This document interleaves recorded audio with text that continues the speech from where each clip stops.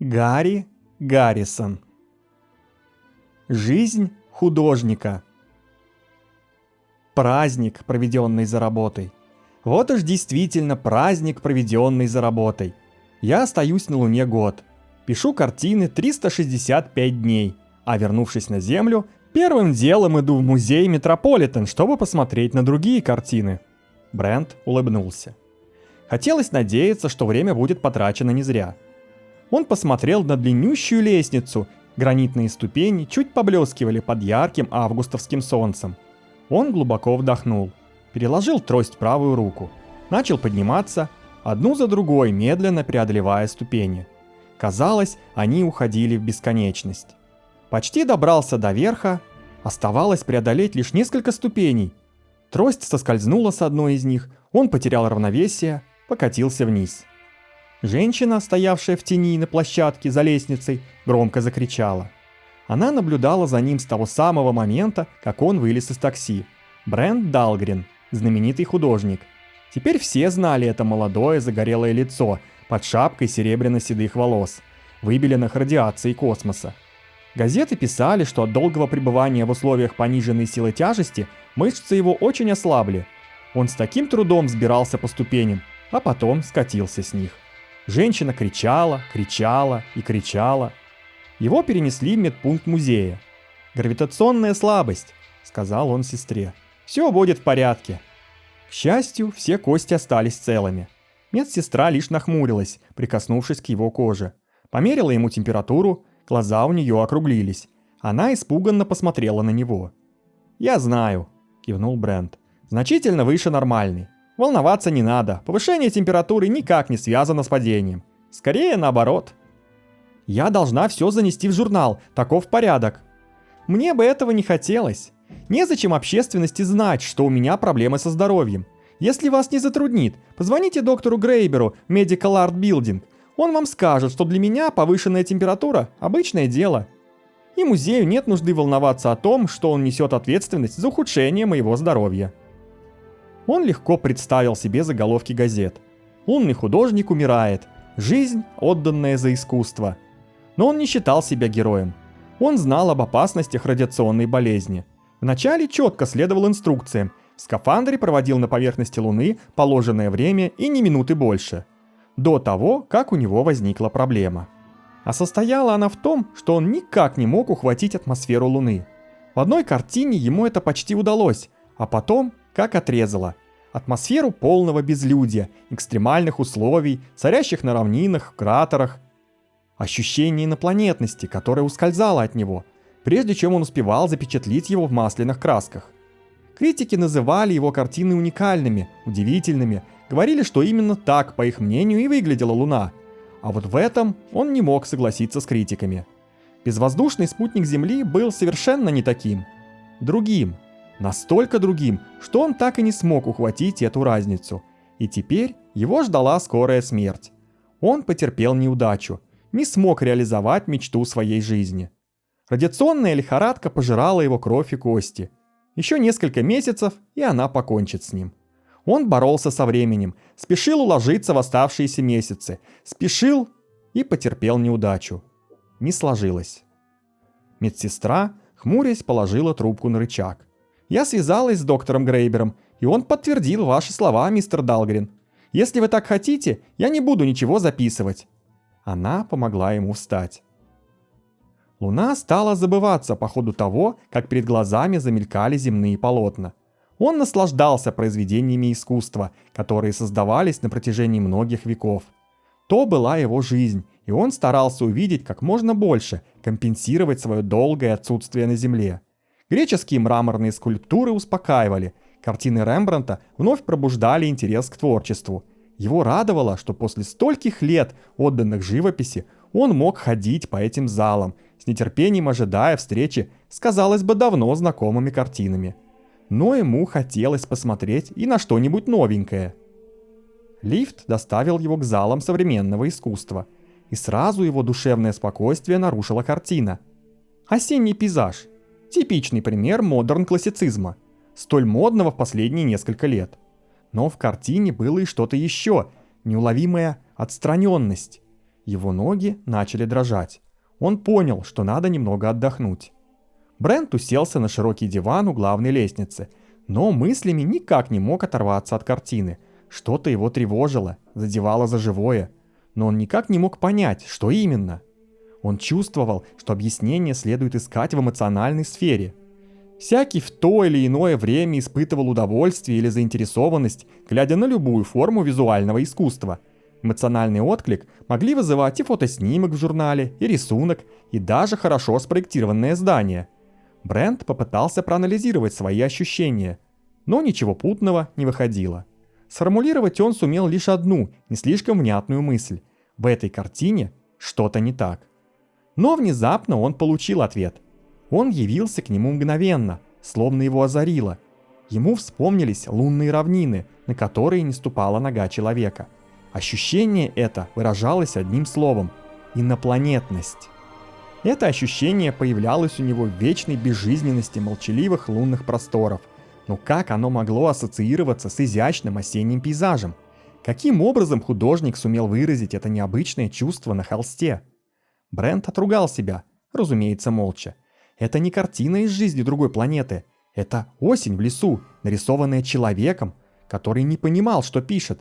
Человеком, который иначе смотрел на привычное всем и каждому.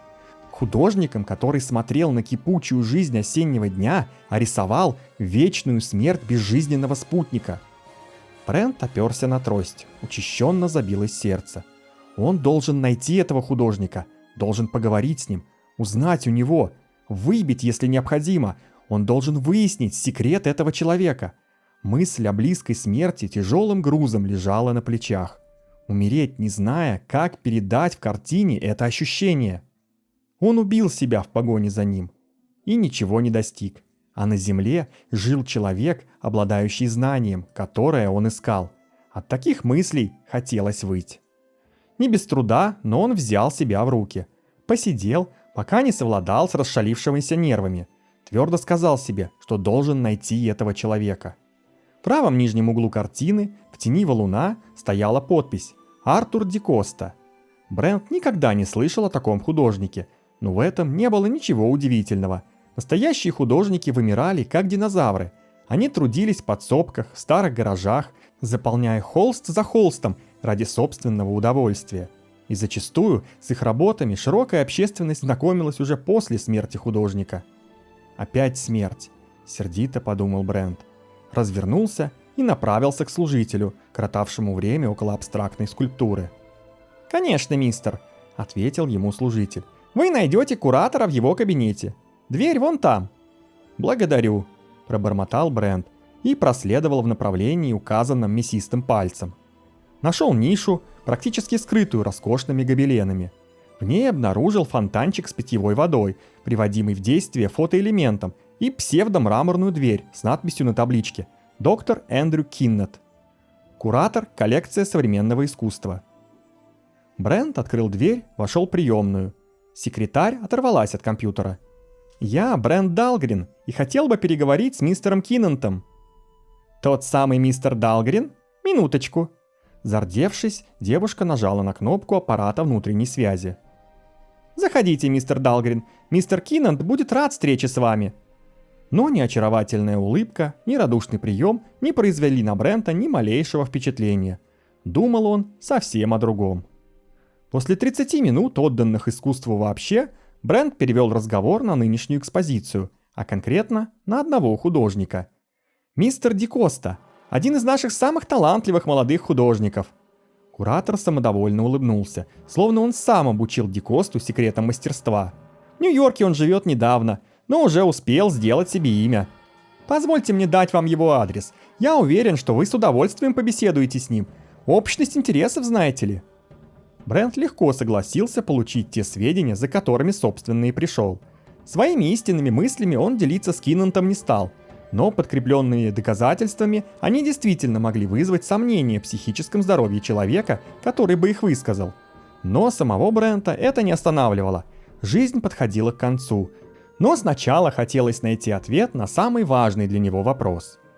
Нужный ему дом ничем не выделялся среди доброй сотни других, которые выросли на модных теперь 30-х улицах. заменив собой корпуса фабрик по пошиву верхней одежды. Брент перешел на другую сторону улицы, оглядел дом 31. Отсутствие окон указывало на то, что финансовых проблем у владельца нет. А все, что его интересовало, он мог узнать только внутри, не снаружи. Брент вновь перешел улицу, встал на хромированный квадрат перед дверью. Сработавший под тяжестью тела датчик активировал механического дворецкого.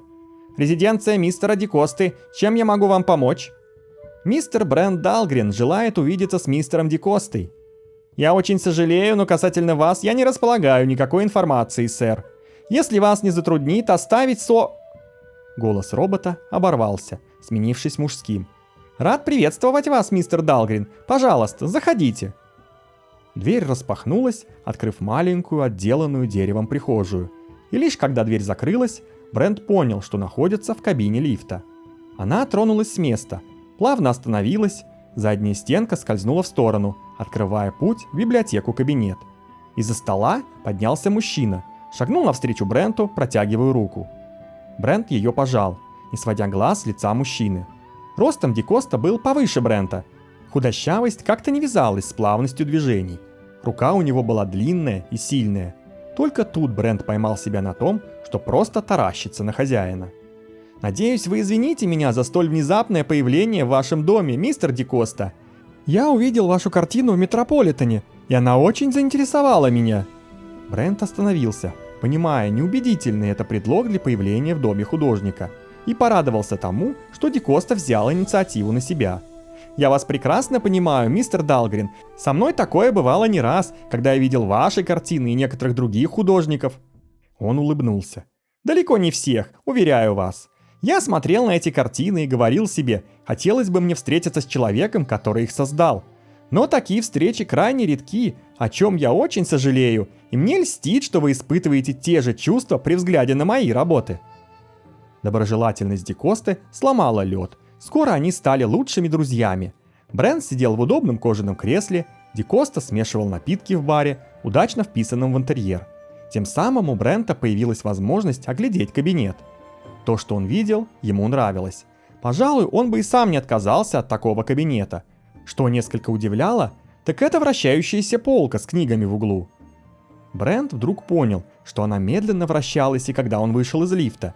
И еще, на столе, также медленно вращалась тяжелая бронзовая пепельница. Они создавали необычный эффект, но скорее приятный, чем наоборот, и гармонировали с кабинетом и личностью хозяина. А вот и выпивка. Сначала тост за долгую жизнь и хорошие картины для нас обоих. Брент чуть хмурился, пригубливая стакан. Есть такой феномен, о тонкостях профессии с удовольствием говорят и плотники, и банковские служащие. Вот и Брент легко втянулся в дискуссию о достоинствах ализариновых красок и влиянии искусства Византии на итальянских художников, скульпторов и архитекторов эпохи Возрождения.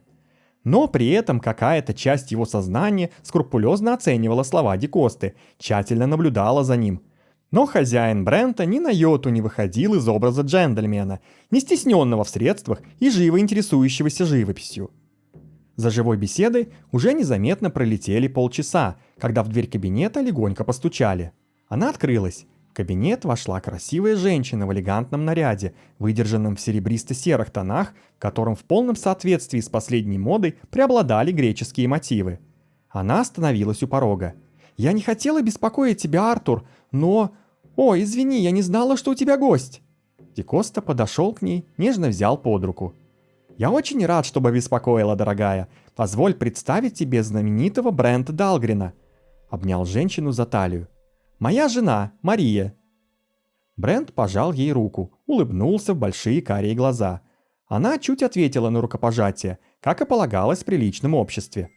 Очаровательная жена, комфортабельный уютный дом, Артур Ди Коста являл собой образец современного джентльмена. И получалось, что картина в музее – единственное, в общем-то, пустяковое отклонение от нормы. Но в то мгновение, когда он держал в руке руку Марии, его взгляд упал на портрет, висевший у двери, и только невероятным усилием воли удержался от того, чтобы не раздавить ее руку. Ди Коста изобразил Марию, и в ее портрете присутствовала та же тонкая трансформация, что и в осеннем пейзаже, который захватил его внимание в музее. Что-то такое было в изгибе губ, глазах, которыми она смотрела с портрета. Брент оторвал взгляд от картины, но уже после того, как Ди Коста заметил, куда он смотрит. «Должно быть, это удивительное ощущение», — рассмеялся он, «одновременно видеть перед собой и мою прекрасную Марию, и ее портрет на стене». Он прикоснулся к раме, и картину залил мягкий свет. Брент пробормотал какую-то похвалу, шагнул к картине, словно надеялся, что уменьшение расстояния позволит найти ответы на его многочисленные вопросы. Ди Косте, похоже, льстил интерес знаменитого художника к его творчеству. Они обсудили многие проблемы, с которыми сталкивается портретист, удачные или неудачные их решения. Смутившуюся, чуть покрасневшую Марию попросили встать рядом с портретом. Она сделала вид, что эта дискуссия, птичья грамота для непосвященных, нисколько ее не раздражает. Эта синяя тень на ее шее помогает формировать. Эффект золотых волос, падающих на скулу, достигается. По их просьбе она то поворачивала, то наклоняла голову, не участвуя в разговоре, а маленькая часть сознания Брента продолжала наблюдать и анализировать. Как Ди Коста создавал свои картины, становилось более-менее ясно, а вот почему оставалось загадкой. В лице, в фигуре инопланетность, чужеродность отсутствовала напрочь. Скорее получалось, что она смотрела на что-то абсолютно ей неведомое. Брент почувствовал, как в висках начинает пульсировать боль. Но, к счастью, раздалась мелодичная трель телефонного звонка, отвлекшая Брента от поиска ответов на мучившие его вопросы. Ди Коста извинился и пошел в соседнюю комнату, оставив Брента наедине с Марией. Не успели они усесться в удобные кресла, как вновь появился Ди Коста. По выражению лица чувствовалось, что он получил какое-то неприятное известие. «Прошу меня извинить, но мой адвокат просил немедленно приехать. Какой-то важный вопрос, касающийся моей собственности. Мне так не хочется уезжать, мы обязательно должны продолжить наш разговор. Пожалуйста, не торопитесь уходить, мистер Далгрин, мой дом в полном вашем распоряжении». После ухода Ди Косты Брент и Мария поболтали на самые разные темы, уже никак не связанные с живописью. Не мог же Брент сразу спросить у женщины, которую видел в первый раз в жизни: «Мадам, ваш муж рисует чудовищ? Или вы сами ведьма? В этом секрет?» Быстрый взгляд на наручные часы убедил его, что пора уходить. Негоже злоупотреблять гостеприимством хозяев. Прикуривая, Брент как бы случайно посмотрел на часы, стоявшие на каминной доске. «Как, уже 3:30? Прошу меня извинить, но мне пора идти». Мария встала, улыбнулась. «Вы для нас самый желанный гость», — рассмеялась. «Я знаю, что тут я могу говорить не только за себя, но и за Артура. Мы очень надеемся увидеть вас вновь». «Постараюсь оправдать ваши надежды», — улыбнулся в ответ Брент. Прощание прервала открывшаяся дверь лифта и громкие вопли маленького человеческого существа. Девочка бросилась к Марии, а когда та взяла ее на руки, зарыдала еще громче, уткнувшись ей в плечо. Пластмассовая кукла с раздавленной головой свидетельствовала о том, что для рыданий, сотрясавших не только золотистые кудряшки, но и все тельце, есть веский повод. Брент молча стоял, пока рыдания не утихли. Мария улыбнулась ему, уговаривая девочку поздороваться с гостем. Наконец, раскрасневшееся заплаканное личико повернулось к нему. «Дотти, познакомься, пожалуйста, с мистером Далгрином». «Добрый день, мистер Далгрин». «Но, мамик, он наступил на куклу, а потом рассмеялся, когда она сломалась». От этих слов слезы брызнули вновь. «Успокойся, Дотти, ты же не хочешь, чтобы твой отец увидел тебя в таком состоянии», — сказал Брент. Эти вроде бы совершенно безобидные слова произвели неожиданный эффект. Не на девочку, на мать. Мария внезапно побледнела.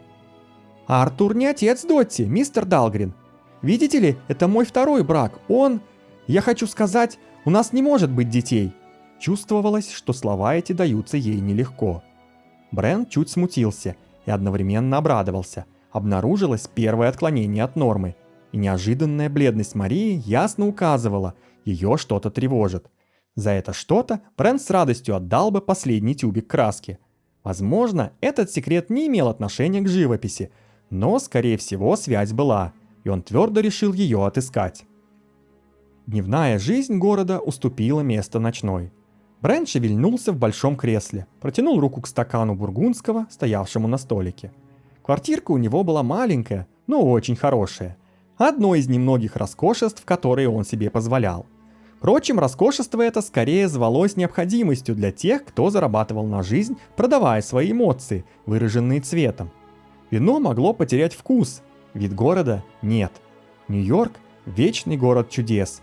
Рассеянный свет в комнате не бросал отблесков на окно, так что его взгляд гулял по сказочной архитектурной стране. Лазерные лучи гуляли по небу, изредка отражаясь от самолета или стратоплана. Сам город сиял тысячами огней, тысяч оттенков. Даже сюда, на 180-й этаж, до него долетал ни на секунду не умолкающий городской шум. Нью-Йорк – самый удивительный из городов, созданных человеком.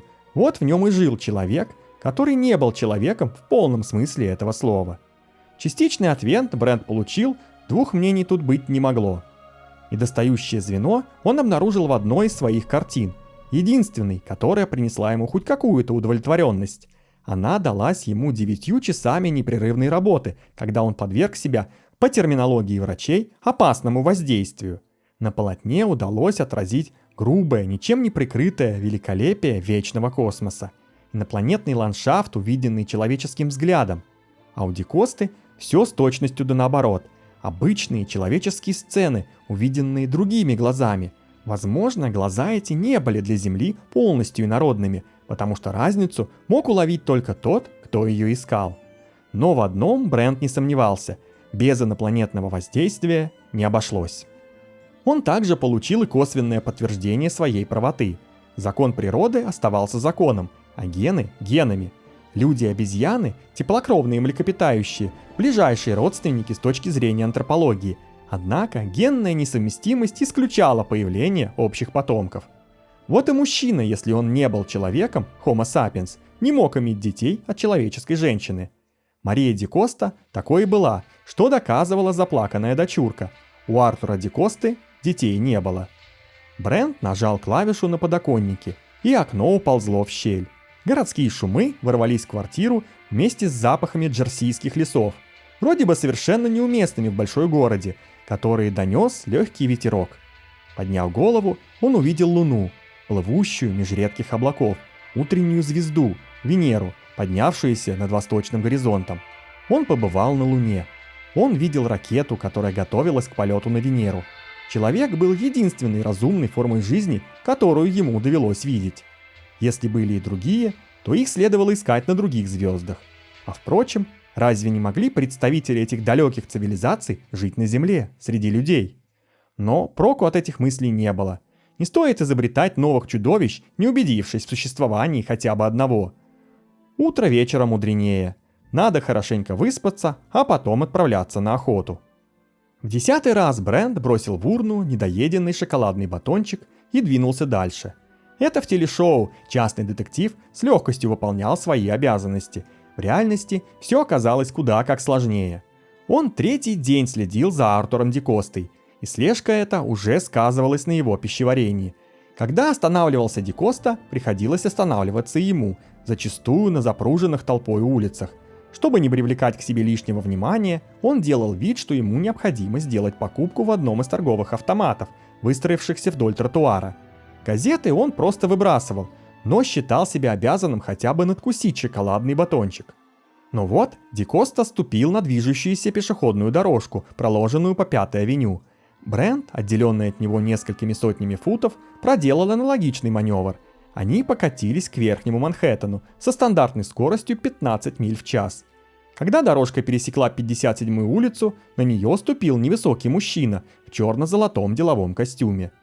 Брент заметил его, когда он остановился рядом с Ди Костой, и похлопал художника по плечу. Ди Коста обернулся. Улыбка медленно уступила место недоумению. Невысокий мужчина передал удивленному художнику сложенный листок бумаги. И прежде чем Ди Коста успел что-то сказать, сошел с движущейся дорожки на островок безопасности, лихо перескочил через ограждающий барьер и по другой дорожке покатил в противоположную сторону, к Нижнему Манхэттену. Брент, разинув рот, проводил коротышку глазами. Проехав мимо, он вскоре растворился в толпе, а повернув голову, наткнулся на взгляд Ди Косты. Его планы рухнули, а Ди Коста улыбнулся и приветственно помахал ему рукой. Сквозь уличный шум до Брента долетел его голос. «Мистер Далгрин, идите сюда!» Брент помахал рукой в ответ и двинулся к Ди Косте. А что ему оставалось? Он уже подходил к художнику, когда любопытство Ди Косты взяло верх. Брент наблюдал, как тот разворачивает листок, читает написанное на нем. С Ди Коста произошла разительная перемена. Рука с запиской повисла плетью. Тело напряглось. Глядя перед собой, стоя на движущейся дорожке, он словно окаменел, превратился в статую. Далгрен прибавил шагу. Он практически не сомневался, что записка и коротышка каким-то образом связаны с секретом картин. Ди Коста ничего не видел и не слышал. Брент посчитал себя вправе взять загадочную записку, зажатую в негнущихся пальцах. Одна сторона пустая, на второй непонятная то ли надпись, то ли подпись, загогулины, пересеченные зелеными прямыми. Ни с чем подобным Брент в своей жизни не сталкивался. Они ехали бок о бок. Брент облокотился на поручень, тогда как Ди Коста продолжал пребывать в странном трансе. Записка, которую Брент держал в руке, была вещественным доказательством, прямо указывающим на то, что его подозрения не беспочвенны. Взглянув на нее вновь, он вдруг почувствовал, как записка, завибрировав у него в руке, словно хотела вырваться, потом засветилась и исчезла. Мгновением раньше он держал ее в руке, а теперь ее не было. От неожиданности он отпрянул, но не наткнулся на стоявшего рядом Ди Косту, потому что тот сошел с движущейся дорожки, пока он разглядывал записку. Перегнувшись через поручень, Брент таки увидел, что Ди Коста уже подходит к аэроплощадке Центрального парка.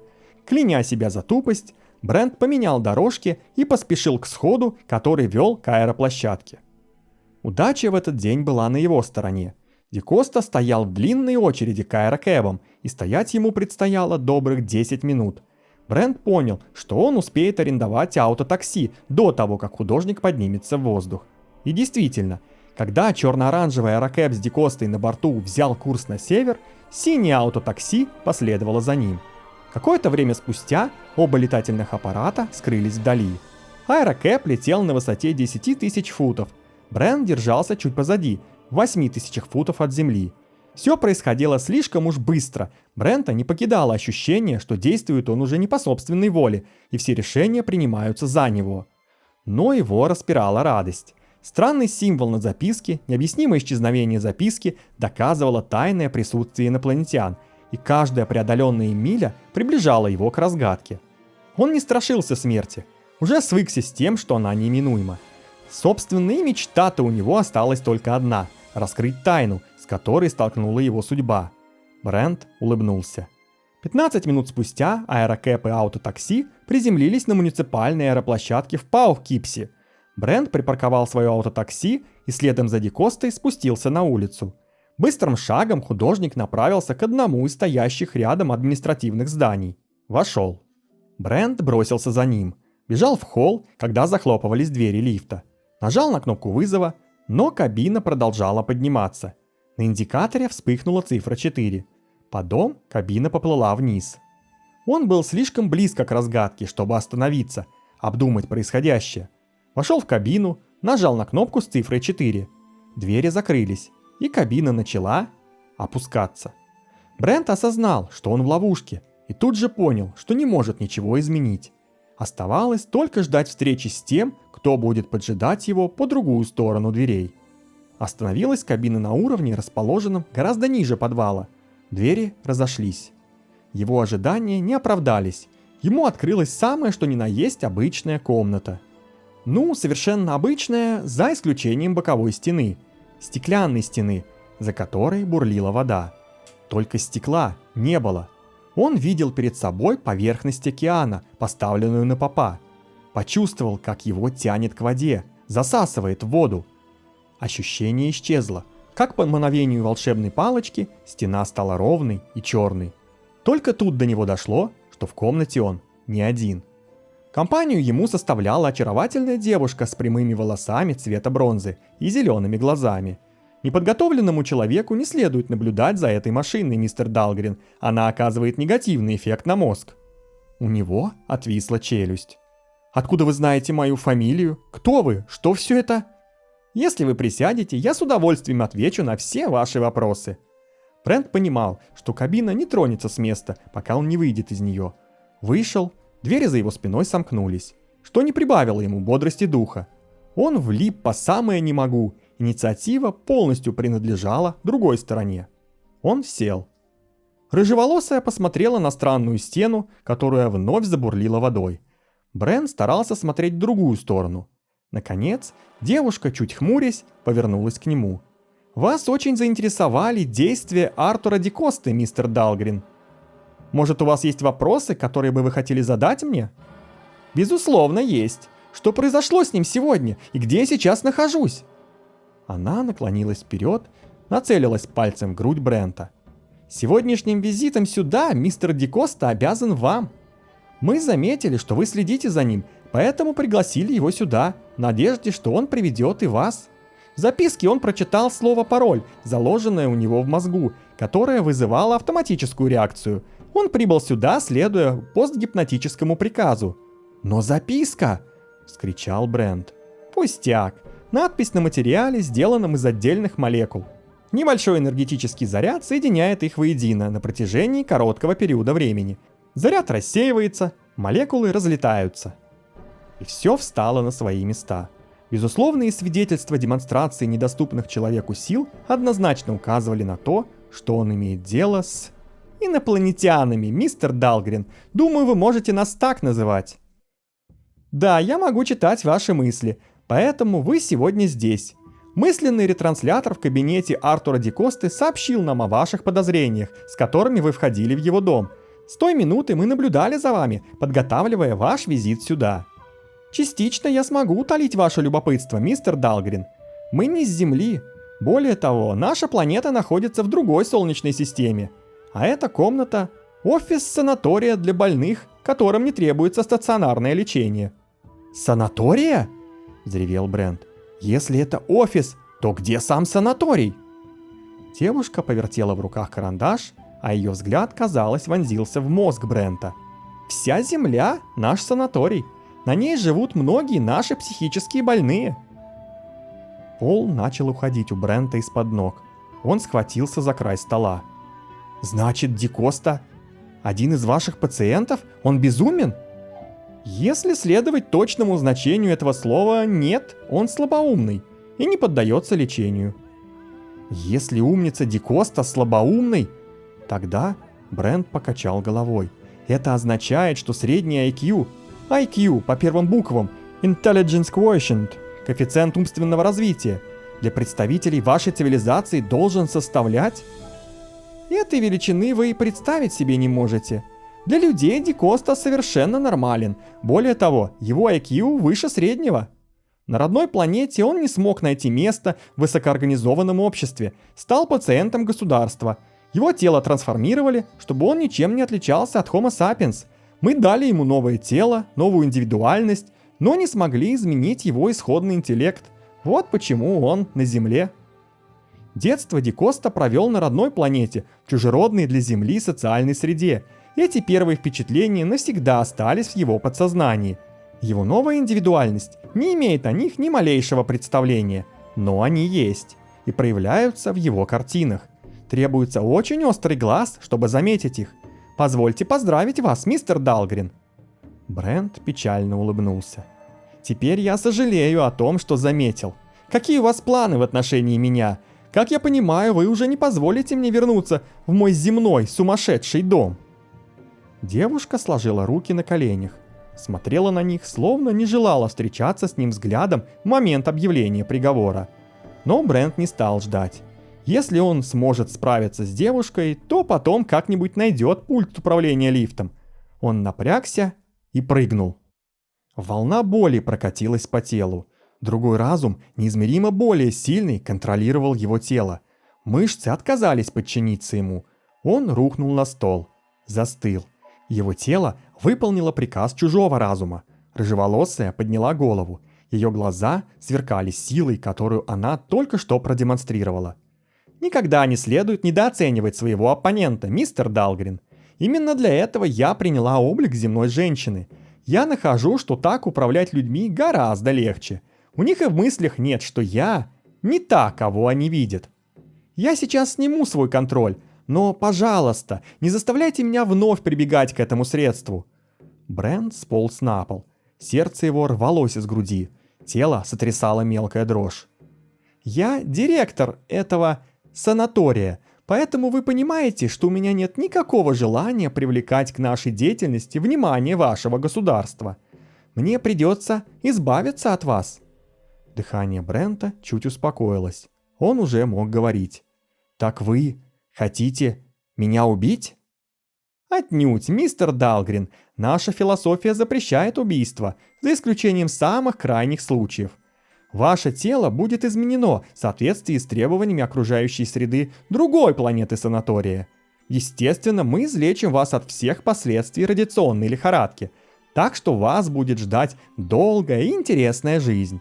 Если вы согласитесь сотрудничать с нами, мы сохраним вам вашу индивидуальность». «И что это за планета?» По интонациям девушки Брент понял, что разговор близится к завершению.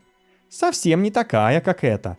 Тяжелая планета, в атмосфере которой роль кислорода выполняет хлор». И нажала кнопку на столе. Теряя сознание, Брент успел подумать. Он будет жить и работать, рисовать удивительные оттенки зеленого на планете с атмосферой из хлора. Конец. Текст читал Евгений Губанов. Спасибо за просмотр. Друзья, если вам нравятся мои видео и другой контент, поставьте лайк и подпишитесь на канал, оставьте комментарии и поделитесь видео с друзьями. Ваша поддержка очень важна. А если желаете поддержать развитие канала материально, становитесь моим подписчиком на Бусти или Патреоне, или же можете разово задонатить через Donation Alerts. Все ссылки в описании.